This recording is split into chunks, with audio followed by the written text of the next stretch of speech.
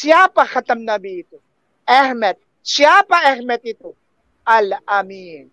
Demikian.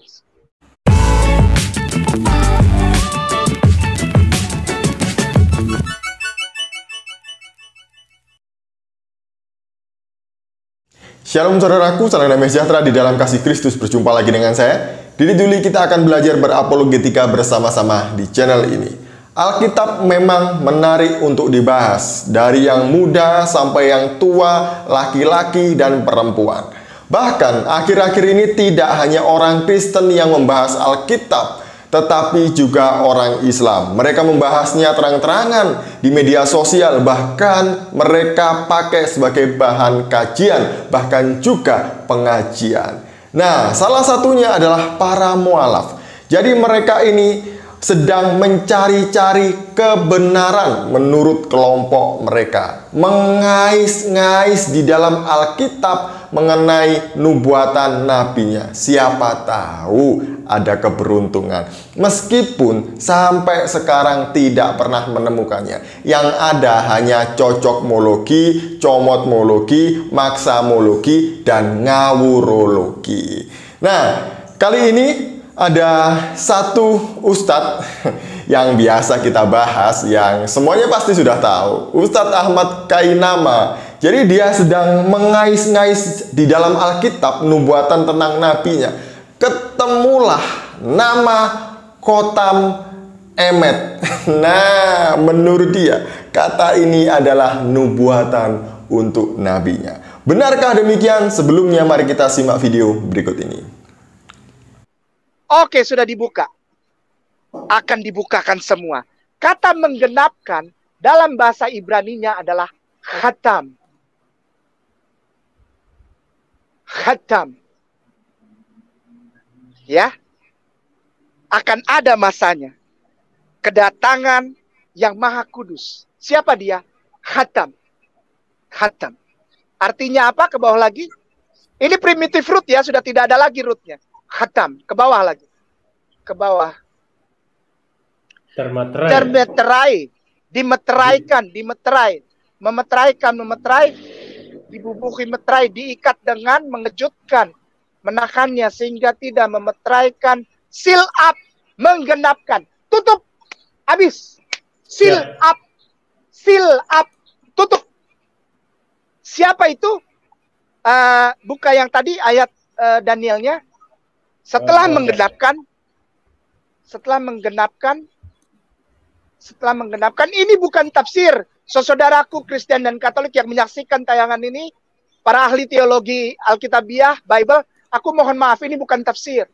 Ini aku baca dari tafsirmu sendiri. Ya, mana tadi Daniel 9:24 tadi itu yang angka. Ya, aku tidak menghina. Aku tidak menghina, tidak. Aku menghormati. Aku memuliakan saudaraku yang beragama Yahudi dan beragama Kristen Katolik. Aku menghormati. Ini pengalaman Kainama. Kitab Daniel bilang, akan tiba waktunya semua kefasikan dan dosa akan diluluh lantakan, dibuka dan dibawa kembali ke dalam kebenaran sejati. Rahmatan lil alamin. Oleh khataman nabiyyin. Khatam nabi. Siapa dia? Ferruah Ahmed. Dalam bahasa Hebrunya itu, Ahmed itu karena dia ada nikud syerei, jadi dibacanya bukan Ahmed, tapi ada haknya, ada H-nya di tengah. Maka Ahmed. Khatam Nabi Daniel 9:24. Lalu John 16:13. Yohanes 16:13. Siapa khatam Nabi itu? Ahmed. Siapa Ahmed itu? Al-Amin. Demikian. Kalau kita lihat, sebenarnya niat dari Ustadz Kainama tadi itu adalah show, unjuk kebolehan supaya terlihat pintar di depan mualaf yang bodoh dari Malaysia, Lim Joy Sun. Bahas Alkitab salah semua. Kemarin sudah saya bahas ya di video saya yang ini. Nah, dia tadi itu comotologi dan ngawurologi dan maksamologi dijadikan satu. Bagaimana enggak? Dia menafsirkan Yohanes 16 ayat 13, kemudian dipaksakan dengan Daniel 9 ayat 24. Menurut dia, Ruach HaEmet, Khotam Emet, adalah nubuatan untuk nabinya.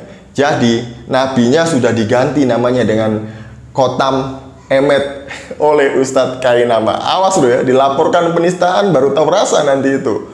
Apakah Khotam dan Emet ini menunjuk kepada Muhammad seperti yang sudah dibahas oleh Ustadz Kainama dengan berapi-api tadi itu? Kalau saya lihat kata-kata Ustadz Kainama ini tadi itu manis ya, saudara-saudaraku Kristen Katolik. Seperti Yudas yang mau menjual Yesus itu. Jadi datang mencium Yesus seolah-olah dia adalah murid yang paling mengasihi dia. Padahal dia menjual Yesus. Itulah Ustadz Kainama. Oke, mari kita melihat di dalam Daniel 9 ayat 24. Benarkah nubuatan ini untuk Muhammad? Mari kita membahasnya.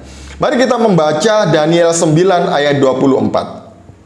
70 kali 7 masa telah ditetapkan atas bangsamu dan atas kotamu yang kudus, untuk melenyapkan kefasikan, untuk mengakhiri dosa, untuk menghapuskan kesalahan, untuk mendatangkan keadilan yang kekal, untuk menggenapkan penglihatan dan nabi, dan untuk mengurapi yang maha kudus. Jadi diambil kata menggenapkan dan nabi oleh Ustadz Kainama. Ketemulah Khotam Emet, menurut dia adalah untuk nabinya.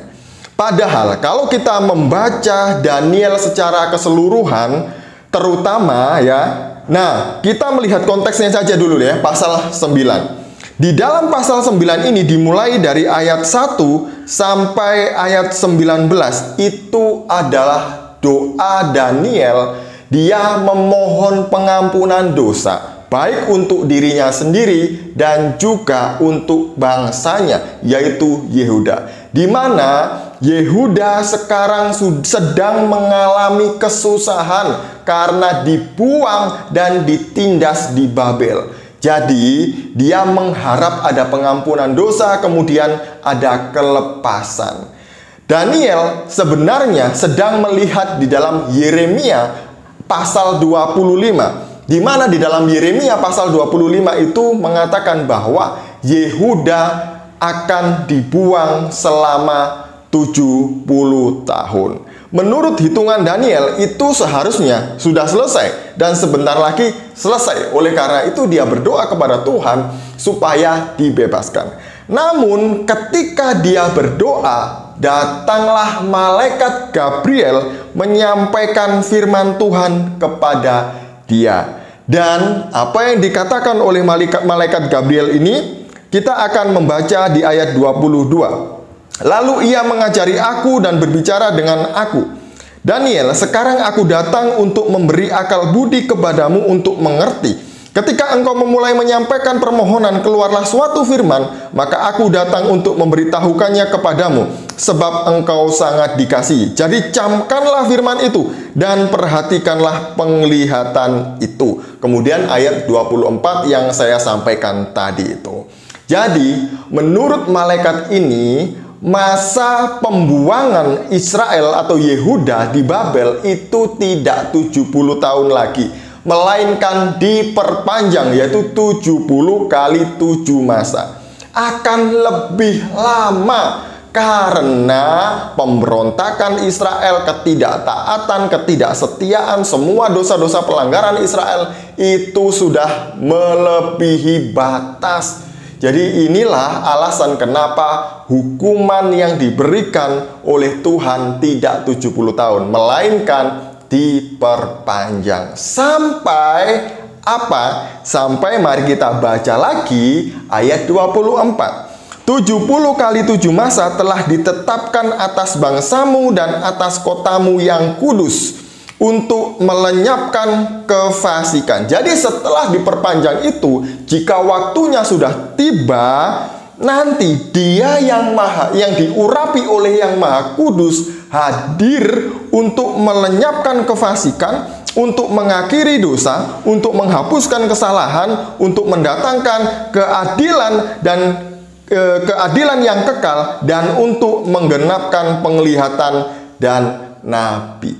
Jadi yang diurapi yaitu Yesus, dialah nanti yang akan melepaskan orang-orang Israel. Jadi ayat ini adalah nubuatan untuk Yesus, yaitu kedatangan Mesias yang akan membebaskan orang Israel. Tidak dalam arti tawanan politik, tapi secara rohani, yaitu tawanan dosa. Inilah yang dijanjikan Tuhan kepada Daniel untuk bangsanya. Jadi nubuatan ini adalah mengenai kedatangan Mesias, yaitu Yesus yang diurapi oleh Yang Maha Kudus.